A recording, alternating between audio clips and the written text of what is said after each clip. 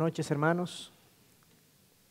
El Señor nos dirija y nos hable y pueda usar este tiempo y este momento para crecer en el conocimiento de Él y crecer en el conocimiento de su palabra, que nuestro caminar refleje mejor lo que Él es.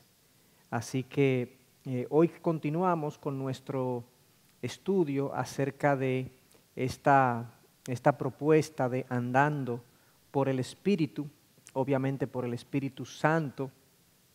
Y antes de nosotros continuar, digamos, lo que iniciamos la semana pasada, donde partimos de Gálatas 5:25, donde Pablo indicaba que porque hemos vivido por el Espíritu, pues andemos entonces también por el Espíritu.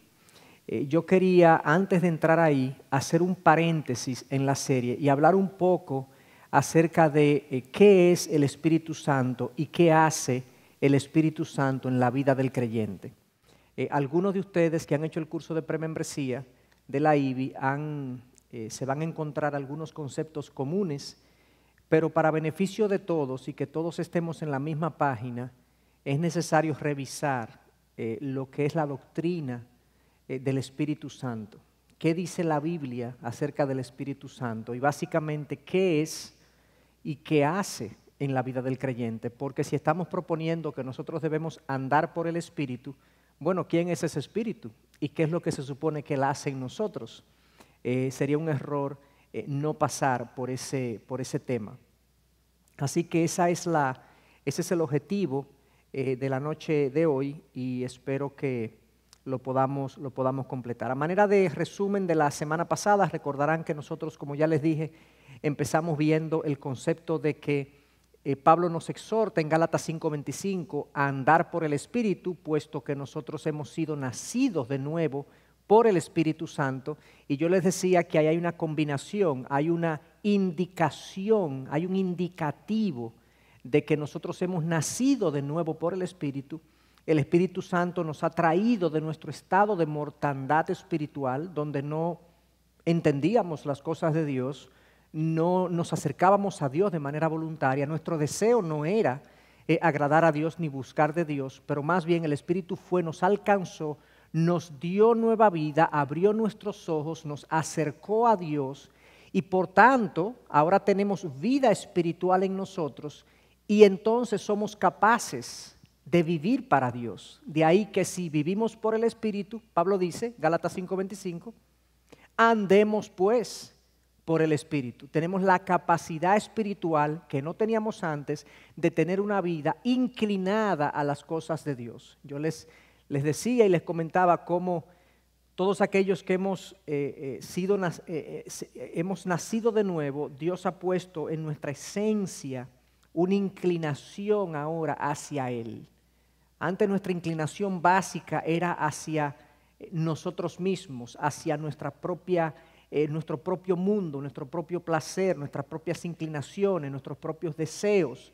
Pero ahora esencialmente nosotros hemos sido inclinados por el Espíritu a agradar a Dios. Y ese es el estado en el que nos encontramos los creyentes, los discípulos de Jesús, aquellos que hemos puesto nuestra fe y nuestra confianza en el Señor Jesucristo y nos hemos arrepentido de nuestro caminar. Entonces, conozcamos un poco acerca del Espíritu que fue quien hizo eso en nosotros. No fue Jesús en persona, no fue Jesús que lo hizo, Jesús ya ascendió a los cielos. Nosotros sabemos que el Padre está en todo lugar porque es omnipresente, pero la palabra nos dice que es el Espíritu Santo que hace eso. Entonces, conozcamos quién es esta persona y qué hace por nosotros, quién es el Espíritu Santo y qué es y qué hace por nosotros. Tony Evans, un predicador y pastor norteamericano, decía lo siguiente: de muchas maneras, el Espíritu Santo es como el miembro perdido de la Trinidad. Algunas personas confiesan simplemente que no lo comprenden. Otros profesan conocerlo bien, pero revelan su ignorancia con lo que dicen y hacen. Sin embargo, el Espíritu Santo es en realidad la persona de la Trinidad que en este momento está con nosotros de manera más activa.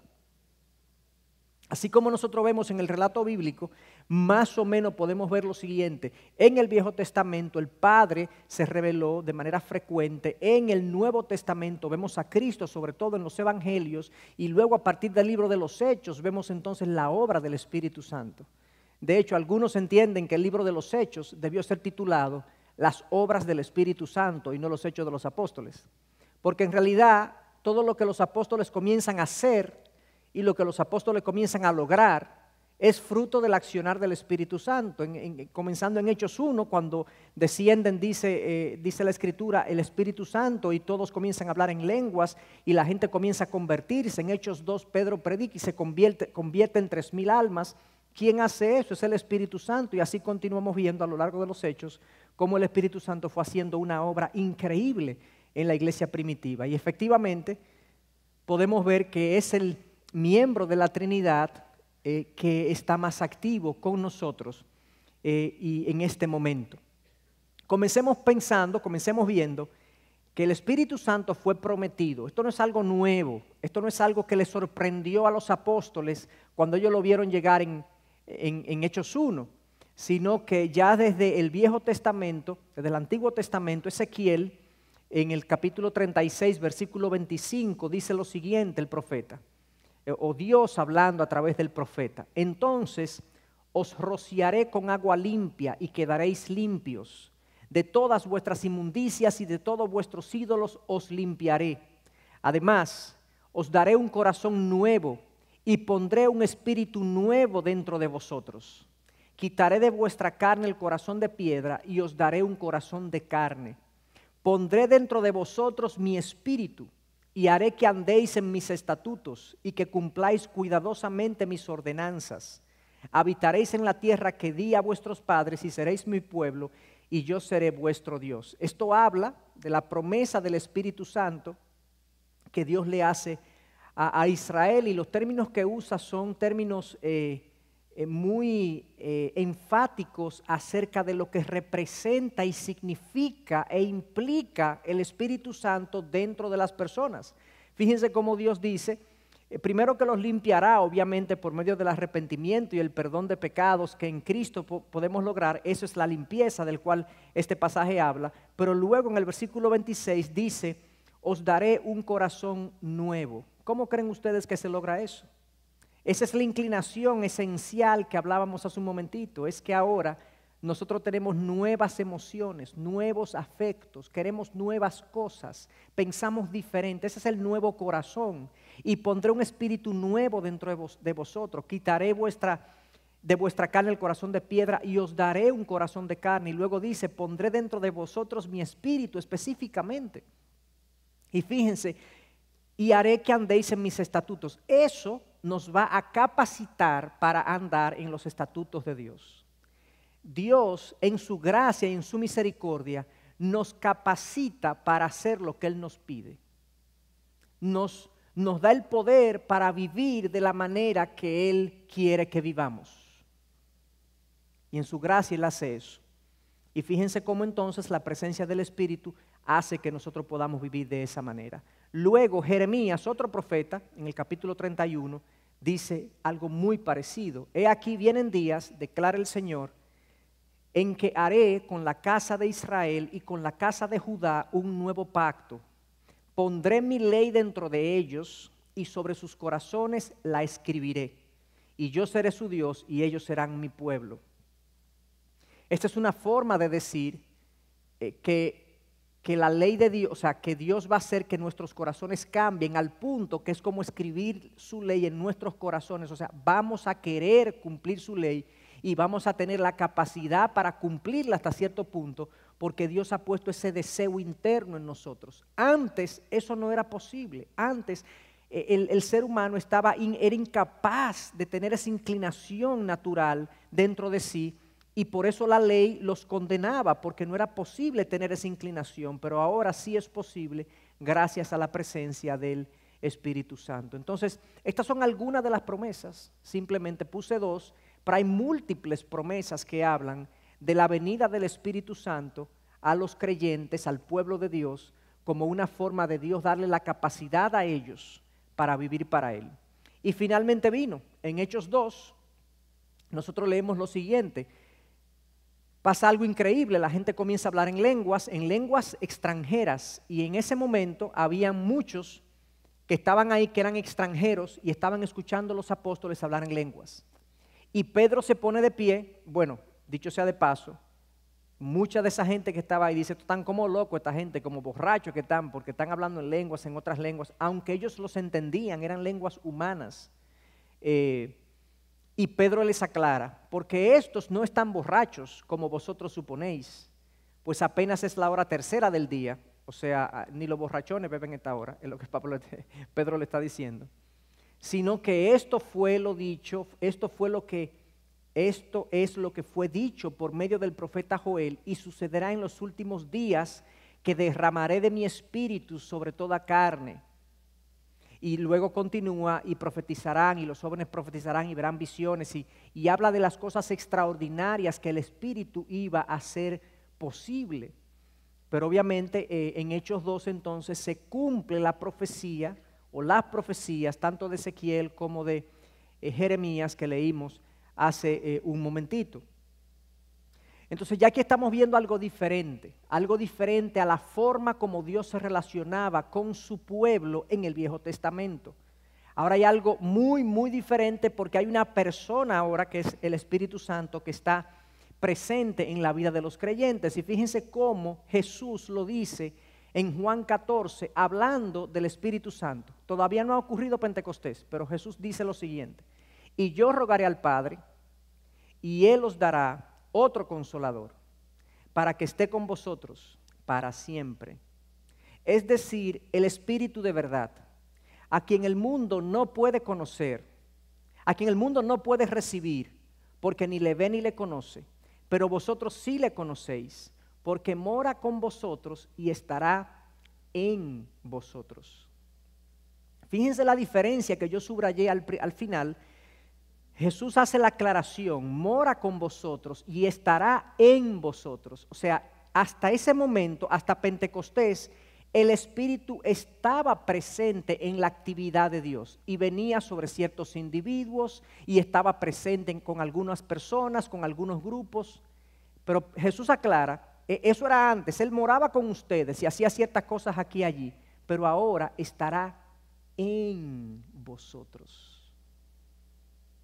Eso es diferente, eso es nuevo, eso es increíble que ocurra. Esta no era la relación que el Espíritu Santo tenía con el pueblo de Dios antes.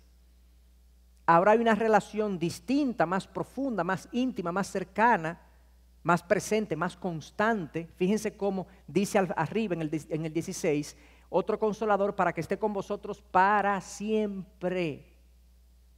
Para siempre va a estar ese consolador. ¿Y dónde? En vosotros, adentro.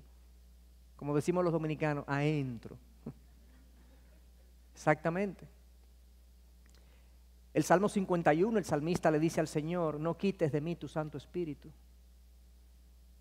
Pareciera, y es una buena indicación, un buen texto para decir, bueno, parece que en el Viejo Testamento, y sí es así, porque moraba con ellos, pero no estaba en ellos para siempre. Podía ser retirado el Espíritu Santo de una persona específica en un momento dado.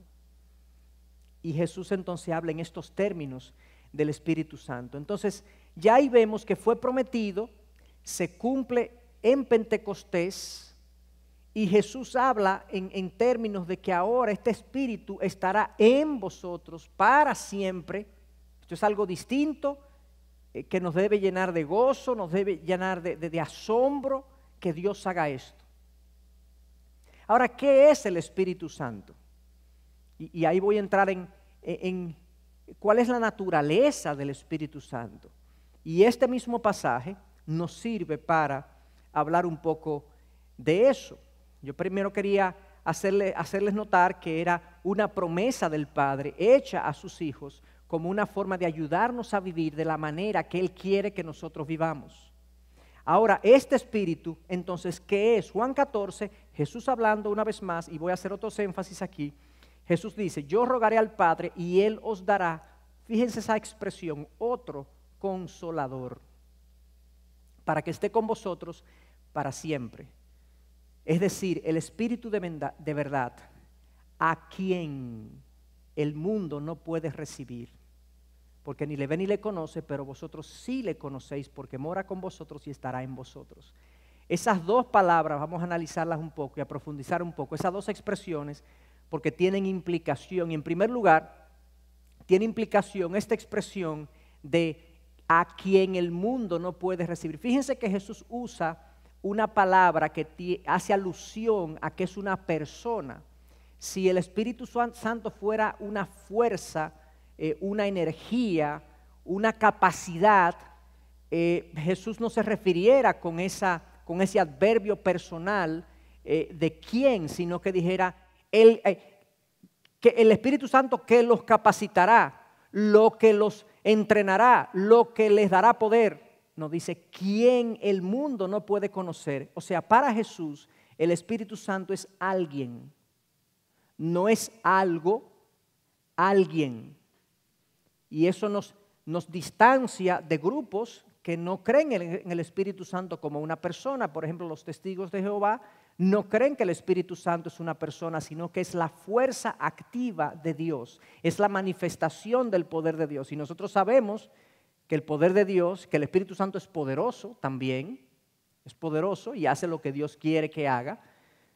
Pero la forma como la Biblia trata al Espíritu nos da una indicación de que es más que una fuerza, es una persona. Y Jesús lo trató como alguien. Pero profundicemos aquí. Entonces, ¿por qué decimos que es una persona? Además de ese versículo de Juan, donde Jesús habla de él. En primer lugar, y aquí yo no voy a buscar todos estos pasajes, pero la palabra, y lo pueden buscar, pueden tomarle fotos a estos slides como una forma de seguir estudiando y profundizando en estos temas. En primer lugar, el Espíritu Santo, nos dice la palabra, nos indica que tiene atributos de la personalidad, tiene intelecto. En 1 Corintios 12 nos dice aquello que ¿quién puede conocer el espíritu de un hombre, el interior de un hombre, sino el espíritu que está dentro de él? ¿Quién puede conocer las interioridades de Dios, sino el espíritu de Dios? O sea, tiene un intelecto que le da la capacidad de conocer las interioridades de Dios.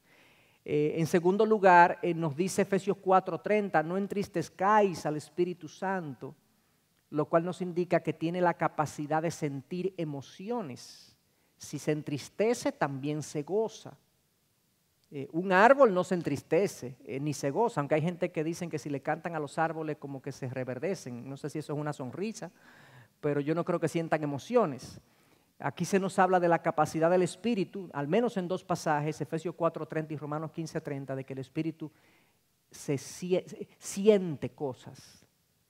Además de eso, se nos dice que hay en él la capacidad de tener una voluntad. Hechos 16 habla de que cuando Pablo y Bernabé iban a ser enviados a las misiones, dice, nos ha parecido bien a nosotros y al Espíritu Santo guardarnos nosotros para las misiones. O sea, el Espíritu Santo tiene una voluntad. Entonces, ¿cómo consideramos o qué consideramos que es un ser o un ente que tiene intelecto, que tiene emociones, que tiene voluntad? Es una persona. Esas son las características esenciales de una personalidad. Además de eso, la palabra nos dice que el Espíritu Santo hace obras que hacen las personas. El Espíritu Santo enseña. Juan 14:26 dice que nos guiará a toda verdad. El Espíritu Santo nos guiará a toda verdad. El Espíritu Santo testifica. Ahí en Juan 15 dice que da testimonio de Cristo. En Romanos 8:14 nos dicen que el Espíritu Santo nos guía. En Juan 16 convence al mundo de juicio y de pecado y de justicia. En Génesis 6, segunda de Tesalonicenses 2:7 dice que refrena. En segunda de Tesalonicenses específicamente se está refiriendo a la segunda venida de Cristo. Dice que hasta que no sea removido quien retiene el ministerio de la iniquidad, o sea que como que se acerque ya el fin de las cosas, Él está reteniendo esa venida y así lo entendemos nosotros. En Hechos 8:9 Él envía misioneros y envía gente a hacer obras. En Hechos 8:39 realiza milagros. Todas estas cosas son atribuidas al Espíritu Santo, al Espíritu de Dios, al Espíritu de Cristo. Incluso se le llama en algunas ocasiones al Espíritu del Padre en un sentido, Pero nosotros sabemos, si analizamos el contexto, que se está refiriendo al Espíritu Santo. Una de los eventos de la Biblia donde vemos esta división de personas y división de personalidades, valga la redundancia, es en el momento del bautismo de Jesús, donde Él llega a las aguas del bautismo, entra a las aguas del Jordán, dice que del cielo se oyó una voz que decía: este es mi Hijo amado, en quien me complazco. El Hijo está entrando, el Padre se pronuncia y dice: este es mi Hijo amado, y dice que el Espíritu Santo bajó en forma de paloma. O sea, las tres personas de la Trinidad haciendo tres cosas diferentes en ese momento. Entonces tiene atributos de la personalidad. El Espíritu Santo hace obras personales, ya vimos algunas de ellas. Recibe un tratamiento personal. Ya yo mencioné que Cristo se refiere a Él como alguien.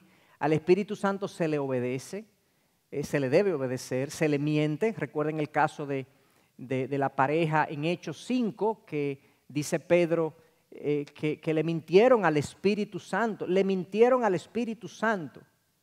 No dice que le mintieron a Dios, o sea, sí es Dios también, pero no al Padre, no al Hijo, sino le mintieron al Espíritu Santo. Se les resiste también, Pedro hablando en uno de sus sermones dice: no resistáis al Espíritu Santo. Se le contrista, ya hablamos de eso. Se les reverencia, se le blasfema. Jesús habla de eso: toda blasfemia o todo pecado será perdonado, mas el que blasfema contra el Espíritu Santo, dice la palabra que no habrá perdón para ese tipo de pecado, porque obviamente si el Espíritu Santo testifica de Cristo, que eso es lo que Él hace fundamentalmente, que testifica de Cristo y apunta a Cristo, y Cristo es la única vía de salvación, el que blasfema del Espíritu Santo no encuentra la vía de salvación y por lo tanto ese pecado no puede ser perdonado. Se condena automáticamente. Se le menosprecia también, o sea, se recibe un tratamiento personal. También mantiene relaciones personales con los apóstoles, con el Señor Jesucristo, con el Padre y el Hijo. Ahí hay algunos textos que nos dan una idea de dónde extraemos esto. Entonces, como está claro por todos estos pasajes, esta enseñanza de que el Espíritu Santo no es una fuerza, no es una energía, no es una manifestación de Dios, sí, además de que se manifiesta, sí, pero es una persona que se está manifestando. Es un ser no humano, divino. Es un ser personal que tiene voluntad, tiene emociones, tiene intelecto. Él me enseña, Él me guía. De ahí que nosotros estamos estudiando todo este curso, es andando por el Espíritu Santo.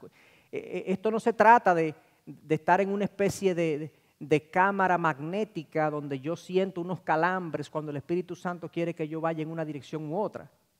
Se trata de una persona con la que yo me relaciono, con la que yo convivo, a la que yo quiero agradar, a la que si yo fallo le pido perdón.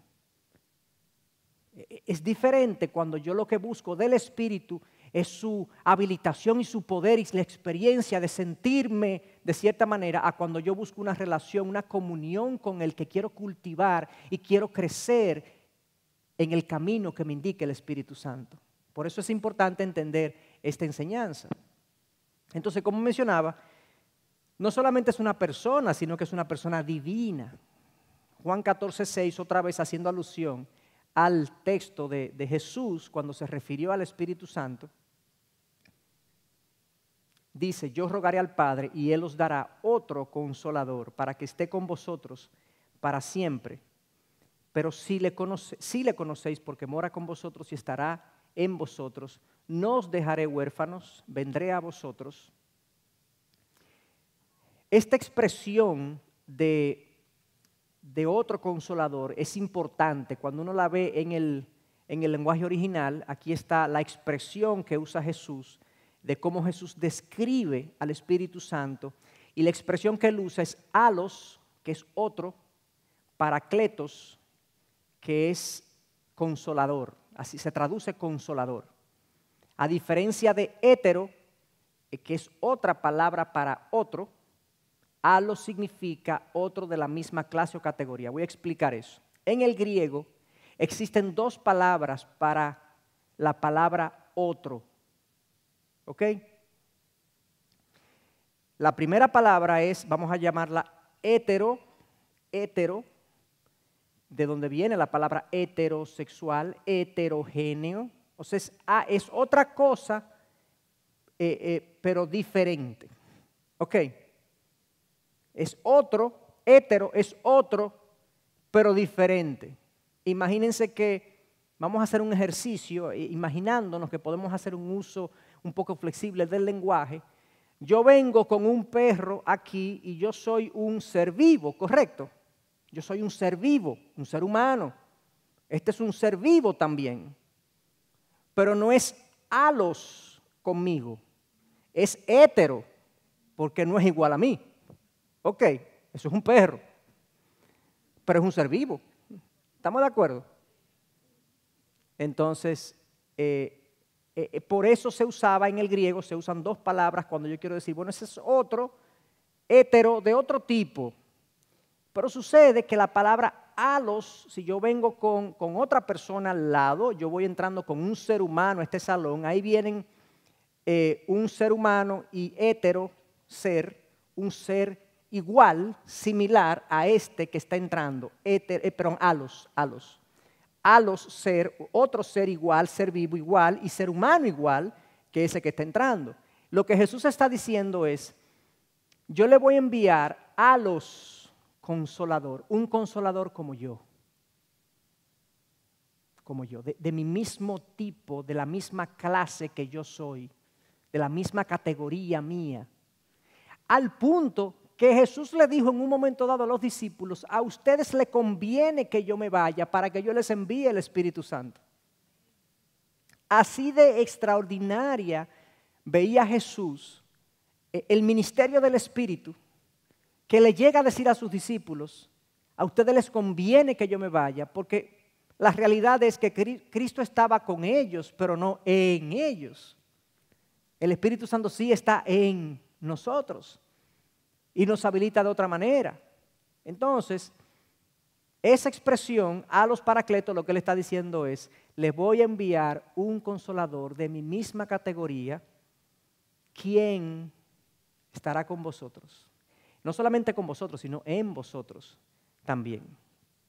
Entonces, es una persona divina porque también se nos dice en la palabra que el Espíritu es eterno, que el Espíritu es sabio, que el Espíritu es santo, son atributos de Dios.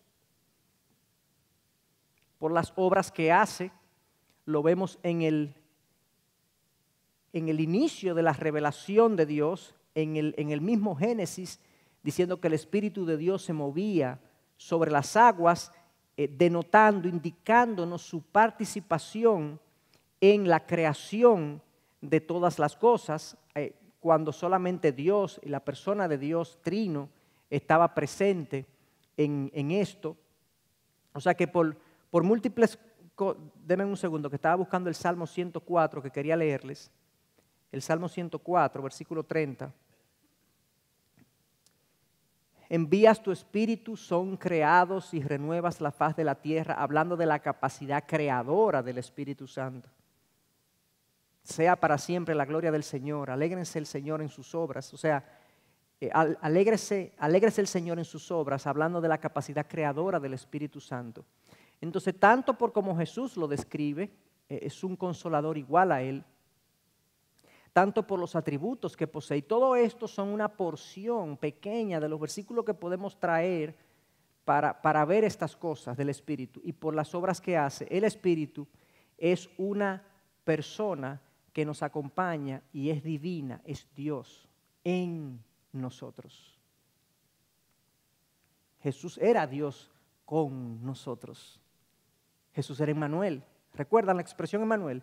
Dios con nosotros, pero el Espíritu es Dios en nosotros. Es como si fuera, como que Dios cada vez más se acerca más a su pueblo. Primero en el Viejo Testamento está, digamos, no está en nosotros, está con nosotros sí, pero hay una revelación y demás. Luego Cristo viene y se hace presente, está con nosotros y ahora el Espíritu está en nosotros. Cada vez más íntima la relación con Dios a través de la historia de la redención. Entonces, ¿a qué vino? Ya sabemos que es el Espíritu Santo, es una persona divina, es Dios, está en nosotros. ¿Por a qué vino entonces? Y esta palabra también que usamos, paracletos, vamos a profundizar un poco en lo que eso implica o en lo que ella significa. Significa ayudador, abogado, animador, consejero, asistente, vicario o lo que es lo mismo, representante. Todas esas palabras pueden ser traducidas. Si uno ve en el griego paracletos, se pueden usar todas esas palabras. La palabra que más se usa es la palabra ayudador o consolador en la Biblia acerca del Espíritu Santo. Y la idea de esta palabra de paracletos es que comunica estímulo, apoyo, asistencia, cuidado y que uno asume la responsabilidad por el bienestar del otro. Es como el Espíritu asume la responsabilidad por nuestro bienestar. Esa es parte de la idea que comunica. Su significado más preciso podría ser un paracletos es uno que es llamado a estar al lado de otro para socorrerle. Es uno, en este caso una persona divina que está llamada a estar con nosotros para socorrernos, para ayudarnos, para guiarnos, para estimularnos, para convencernos de pecado, para todo lo que tiene que pasar en nuestras vidas espirituales para nosotros crecer. ¿Cuál es el objetivo del Espíritu al hacer todo eso? Que yo me sienta bien, que yo me sienta gozoso. Bueno, puede ser que yo me sienta gozoso, pero su objetivo, el objetivo que el Espíritu tiene cuando hace esto, según la palabra, es esto. Y hay otros pasajes que podemos presentar, pero este es uno.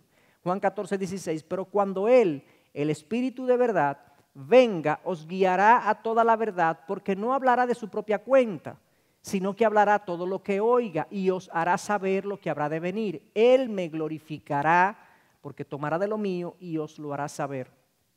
El Espíritu Santo viene, por así decirlo, a hablarnos de Cristo. Tomen la Biblia, que fue inspirada por el Espíritu Santo, y toda la Biblia gira en torno a Cristo. Tanto el Viejo Testamento como el Nuevo Testamento. Ahí tenemos al Espíritu Santo en su función de tomará de lo mío y os lo hará saber. Os hará saber las cosas maravillosas y grandiosas del Hijo, del Salvador, del Redentor, de la segunda persona de la Trinidad, quien puso la mano con Dios y nos puso la mano a nosotros. De ese viene a hablar el Espíritu Santo. Y de hecho, la razón por la que Él hace eso es para que el Salvador sea glorificado. Y fíjense cómo aquí dice que Él no hablará por su propia cuenta. Él está en consonancia con la Trinidad, en consonancia con las cosas que ya se han revelado de Dios. El Espíritu Santo no dice una cosa que contradiga la palabra que Él reveló. No dice algo diferente de Dios que Cristo dijo. El Espíritu Santo es Dios, pero no inventa.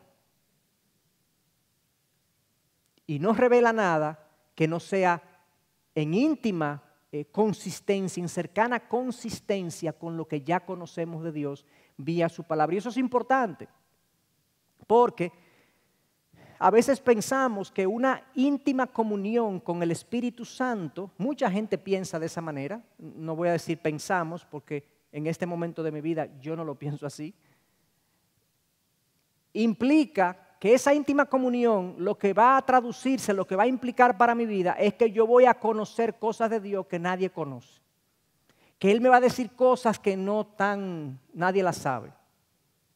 Y realmente la función principal del Espíritu Santo es usar la propia revelación de Él, que Él reveló, que Él inspiró, acerca de Dios y de Cristo y de Dios entre nosotros, y nos hace entender más profundamente la revelación que ya Él dio. Esa es la función principal. Entonces, su propósito es glorificar a Cristo. Entonces, fíjense cómo hemos ido avanzando. Fue prometido esta venida del Espíritu Santo. Es una persona que está en nosotros. Y esa persona es Dios en nosotros. Es Dios que está en nosotros. Y su objetivo es glorificar a Cristo, exaltar al Salvador, que nosotros atesoremos a Cristo de una mejor manera. ¿Cuáles son entonces o qué hace, digamos, o cuál es la relación entre el Espíritu Santo y el creyente, y sería bueno que lo revisáramos, y podemos ver aquí algunas de las, vamos a llamarle, de las facetas de la relación del Espíritu con nosotros. Se puede ver como un proceso, pero me gusta más la palabra facetas de la relación del Espíritu Santo con nosotros como creyentes, comenzando con lo primero que pasa. ¿Qué es lo primero que pasa con nosotros, entre nosotros y el Espíritu Santo? Lo primero que pasa es que nos convence de pecado. En Juan 14 se nos dice lo siguiente: y cuando Él venga, convencerá al mundo de pecado, de justicia y de juicio. Cuando Él venga, convencerá al mundo de pecado, de justicia y de juicio. Yo voy a hacer uso de múltiples versículos aquí, pero quiero hacer la anotación. Me ocupé de ver el contexto de cada versículo para no sacarlo del contexto general. Y ese versículo en su contexto está hablando del Espíritu Santo. Jesús está dando uno de sus últimos discursos en Juan, o de sus últimos mensajes en Juan, y nos dice que precisamente cuando el Espíritu Santo venga va a convencer al mundo de pecado, de justicia y de juicio. ¿Cómo así? Bueno, de pecado, de que el ser humano está mal; de justicia, de que la justicia del ser humano comparado con la de Dios está mal, y de que esa comparación entre su pecado y la justicia de Dios requiere juicio, implica juicio. Eso lleva al hombre, conduce al hombre al arrepentimiento. Esa convicción que el Espíritu hace en nosotros nos debe conducir al arrepentimiento. En otras palabras, si el Espíritu Santo no estuviera haciendo su función, nadie se convirtiera. La convicción que viene a mi corazón de que yo necesito a Dios y que estoy mal es producto de la obra del Espíritu en mí, en mi corazón. Por eso es que la salvación es toda por gracia. Por eso es que la salvación es toda la gloria de Dios. Porque comenzando por eso, el ser humano no se daría cuenta. Es como la persona que pierde la capacidad para sentir el dolor.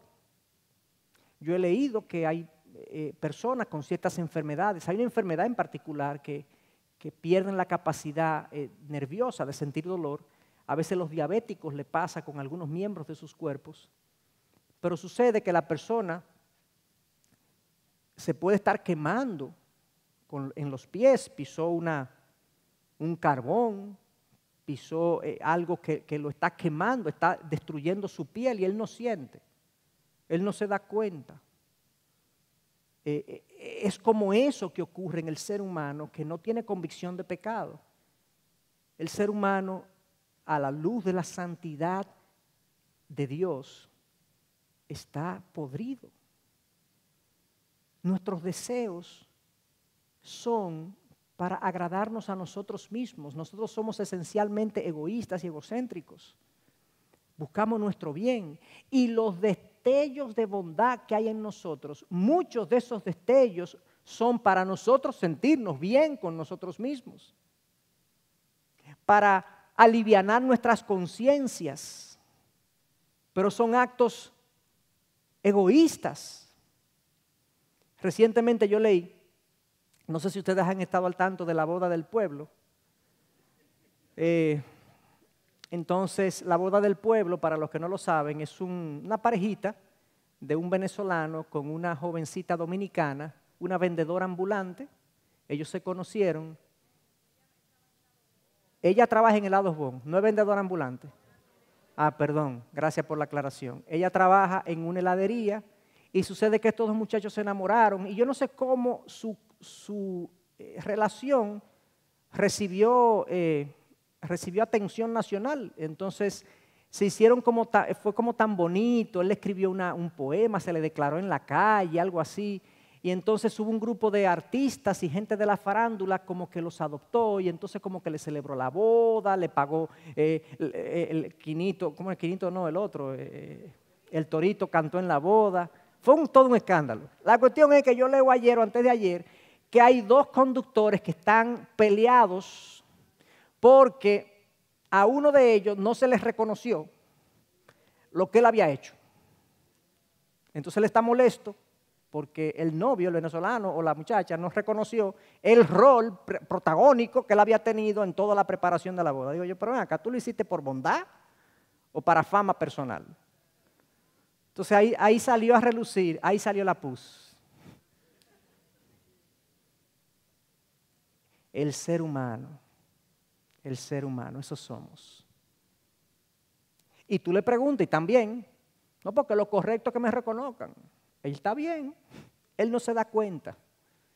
No hay convicción. Si el Espíritu Santo no viene, y uno puede decir, eso es él. No, yo también estuve en esa condición y estaría de no haber el Espíritu Santo hecho una obra de convicción en mi corazón.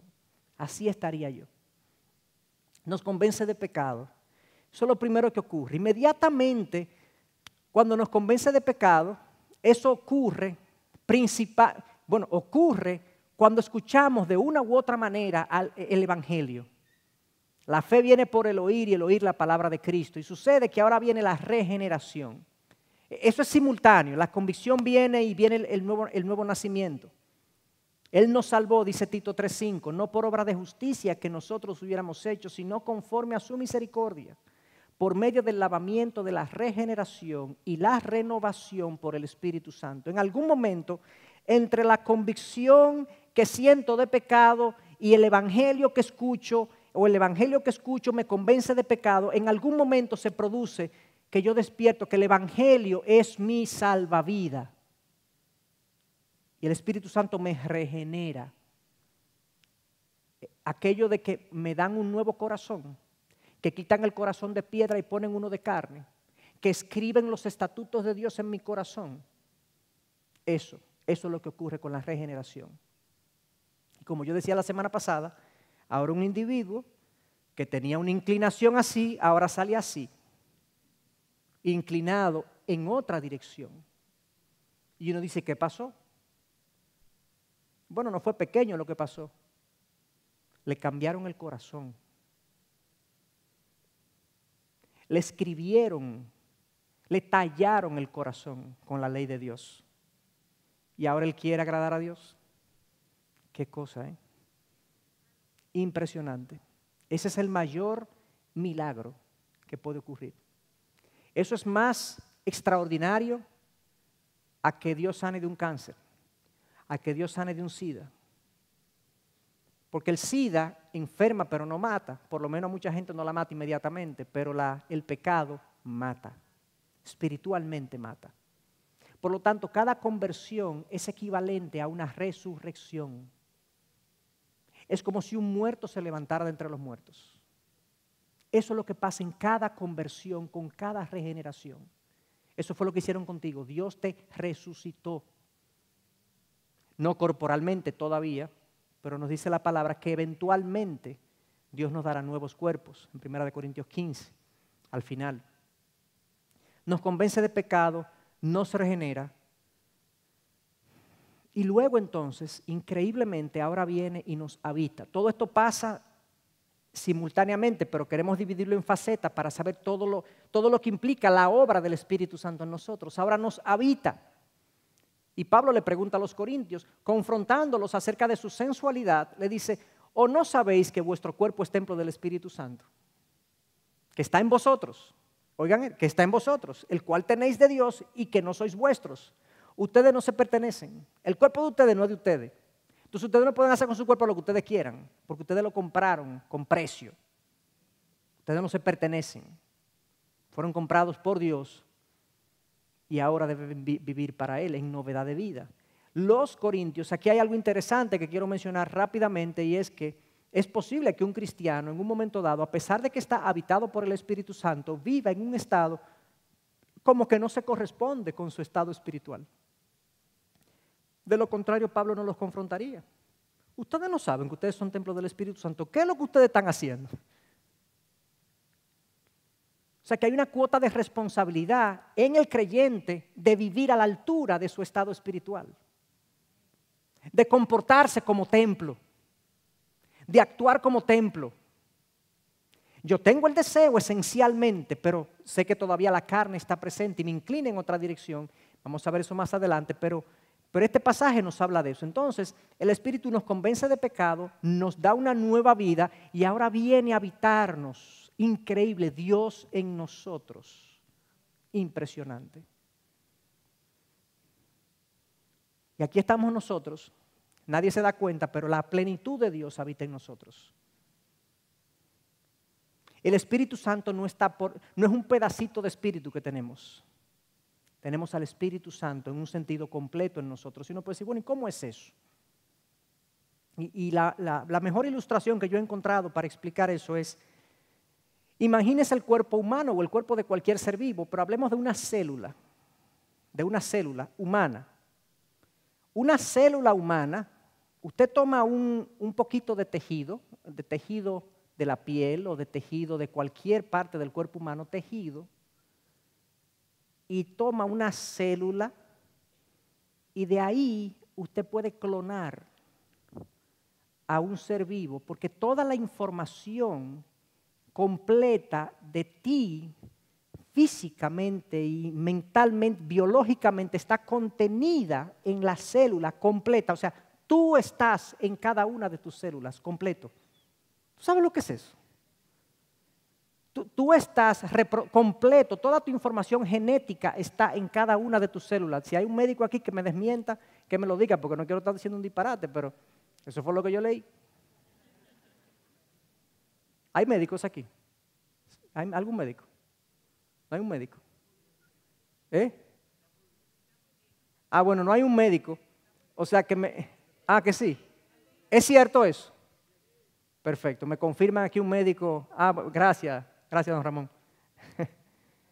Toda la información genética de una persona está en cada una de sus células. De alguna manera entonces el Espíritu Santo está completo en mí. Toda la información, todos los atributos del Espíritu están en mí, por medio de su habitación en mí. ¿Me explico? El Espíritu que está en mí es todopoderoso. El Espíritu que está en mí es todo santo. El Espíritu que está en mí es eterno. El Espíritu que está en mí tiene cada una de los destellos de Dios, de la plenitud divina, está en mí a través del Espíritu Santo. Y Él nos habita. Y no solamente nos habita, sino que nos bautiza. Ese es otro concepto que se usa en la palabra para hablar de algo que el Espíritu hace con nosotros. Dice, pues por un mismo Espíritu todos fuimos bautizados en un solo cuerpo, ya judíos o griegos, ya esclavos o libres, y a todos se nos dio a beber del mismo Espíritu. Una vez más leo, pues por un mismo Espíritu todos fuimos bautizados en un solo cuerpo. Este es uno de los conceptos más controversiales del Espíritu Santo. Hay hermanos cristianos evangélicos y también dentro de otras de la Iglesia Católica que tienen un entendimiento dispar o que difiere del que yo voy a presentar en cuanto al bautismo del Espíritu Santo.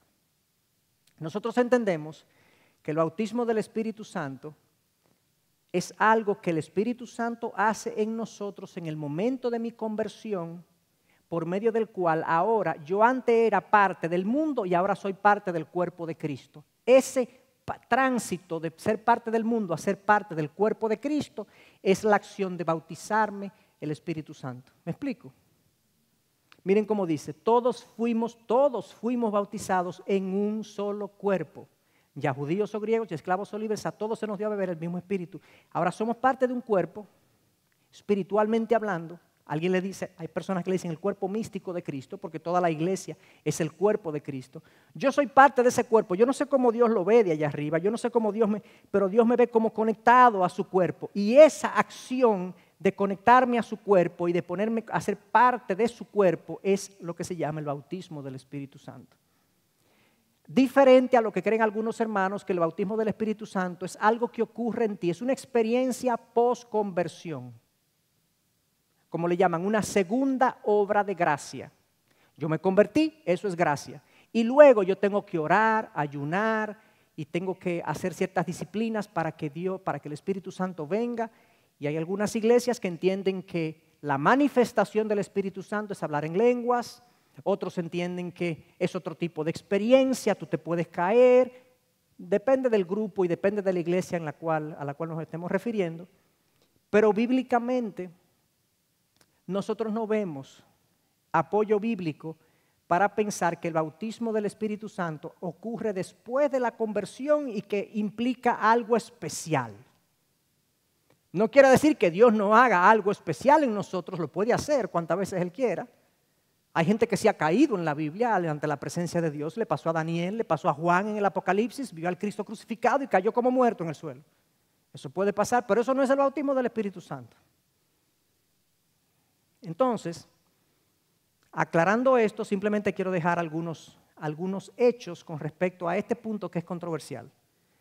Primero, en Hechos 1:5 ocurre por primera vez en Pentecostés. Este bautismo del Espíritu Santo ocurre por primera vez en Pentecostés. Es el primer registro del bautismo del Espíritu Santo que vemos en toda la Escritura, por lo menos a nivel masivo.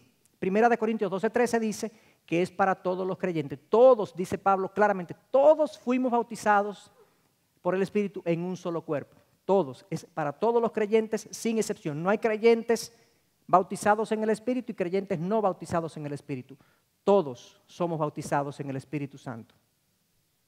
Si somos creyentes, por lo visto, ocurre una vez en cada creyente. ¿De dónde sacamos eso? Bueno, porque la palabra en el griego, que es un idioma muy preciso, la palabra en el original es una palabra que conduce a concluir que ocurre una vez. La palabra que dice que hemos sido bautizados todos por el Espíritu indica en la colocación de la forma verbal está puesto de que es una sola vez que ocurre. Primera de Corintios 12:13 también nos indica que tiene que ver con que nos hace pertenecer al cuerpo de Cristo, que es algo que ya les dije. Entonces no se trata de una experiencia secundaria, una experiencia extática, de éxtasis o de estremecimiento físico o de clarificación. No se trata de eso. Se trata simplemente del evento de pasar del mundo al cuerpo de Cristo y ahora yo soy parte del cuerpo místico, del cuerpo de Cristo espiritualmente hablando. No quiero confundir, y quiero mencionarlo por lo menos, aunque no voy a entrar en ello porque lo voy a hablar más adelante, no queremos confundir esto con la llenura del Espíritu, que Pablo sí habla en Efesios 6, de lo cual voy a hablar más adelante. ¿Ok? No hoy, pero más adelante en nuestra serie. Para terminar esta parte del creyente con el Espíritu Santo, hemos visto entonces que el Espíritu Santo nos convence de pecado, nos regenera, nos habita, nos bautiza. Todo eso lo hace Él en nosotros. Yo no tengo que hacer nada para eso. Todo eso lo hace Él. En el proceso, cuando Él me convence y me regenera, yo me arrepiento.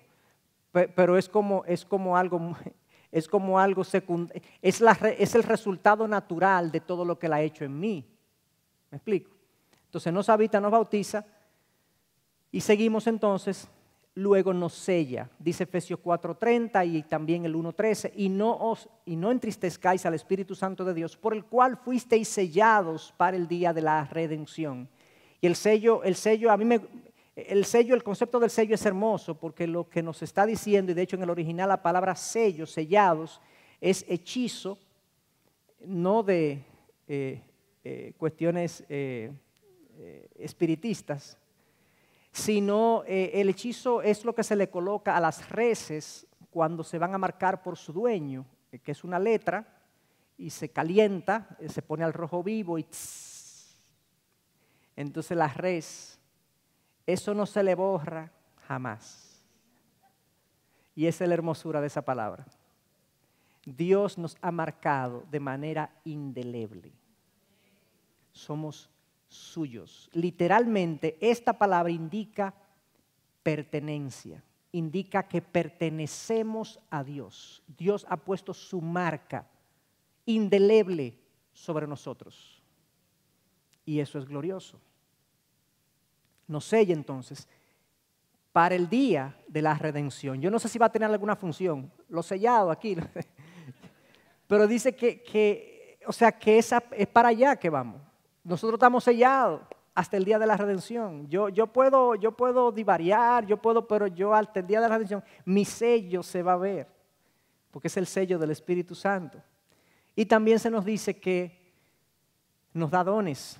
Primera de Pedro habla de esto y también Pablo habla de esto. Según cada uno ha recibido un don especial, úselo, sirviéndoos los unos a los otros. Nosotros nos servimos, estamos llamados a servirnos los unos a los otros con los dones que Dios nos ha dado. Dios ha puesto dones espirituales, no solo talentos.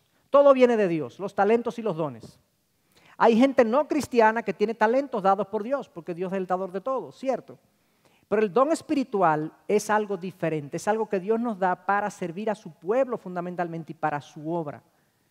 Y es muy diverso, y Dios lo pone en quien Él quiera, y Dios se lo da en medidas a la gente. Y hay gente que es tremendo maestro, que atrae multitudes, y tiene el don espiritual de la enseñanza y la predicación y la proclamación de la palabra. Y hay otros que tienen el don de la predicación y la proclamación, pero no es tan popular, pero es un don dado en otra medida, pero es un don espiritual también. Entonces Él nos da dones para el servicio y la idea es que lo usemos sirviéndonos unos a los otros. Y por último, y yo no voy a entrar en el detalle porque eso lo voy a ver más adelante, nos puede llenar. Efesios 5:18 es la única cosa que a mí se me manda a hacer con relación al Espíritu Santo. Dice, no os embriaguéis con vino, en lo cual hay disolución, sino sed llenos del Espíritu. A mí no se me dice, dejen que el Espíritu Santo lo convenza, dejen que el Espíritu Santo los habite, dejen que el Espíritu Santo los regenere.